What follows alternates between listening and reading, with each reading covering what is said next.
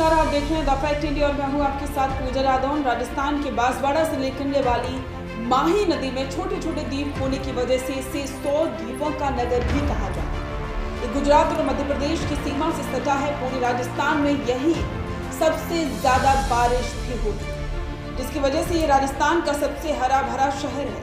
लोकसभा चुनाव की दृष्टि से भी ये अहम माना जाता है। ये शुरू से ही कांग्रेस का गढ़ रहा, लेकिन पिछले 2 चुनावों में इस पर बीजेपी काबिज रही, लेकिन इस बार बहुत कुछ बदला। बांसवाड़ा लोकसभा सीट पर इंडिया गठबंधन कांग्रेस और बीजेपी के राजकुमार रोत ने जीत हासिल की और इसके साथ ही उन्होंने बीजेपी समेत अन्य प्रत्याशियों को शिकस्त दी है। हालांकि अब तक चुनाव आयोग ने इसकी घोषणा भी कर दी है। बांसवाड़ा में पहली बार साल 1952 में लोकसभा चुनाव हुए थे, जिसमें कांग्रेस के भीखा भाई चुने गए।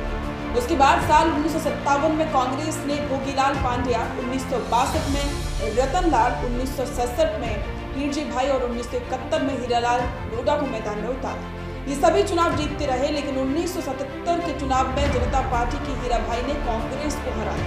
हालांकि 1980 में हुए अगले चुनाव में ही एक बार फिर से कांग्रेस के भीखा भाई ने ये सीट अपनी झोली में डाल दी।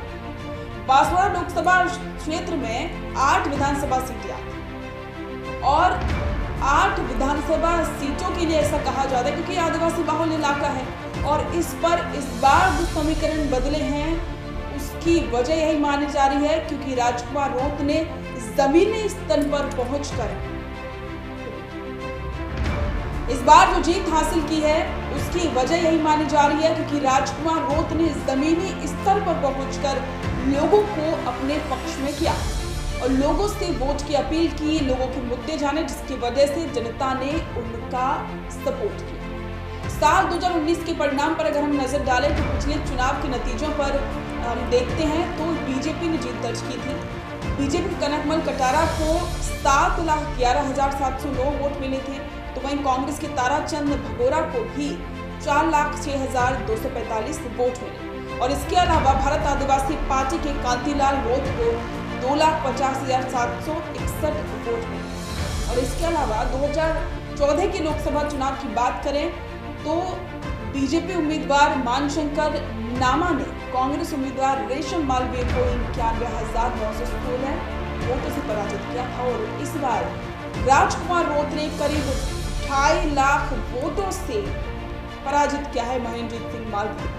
महेंद्रजीत सिंह मालवीय पहले कांग्रेस में थे, लेकिन बाद में बीजेपी में शामिल हुए और बीजेपी के सिंबल पर ही उन्होंने लोकसभा का चुनाव लड़ा, लेकिन इस बार के लोकसभा के चुनाव में उन्हें करारी हार का सामना करना पड़ा। इस पर आपके विचार हमारे साथ साझा करें और बने रहें द फैक्ट इंडिया के साथ।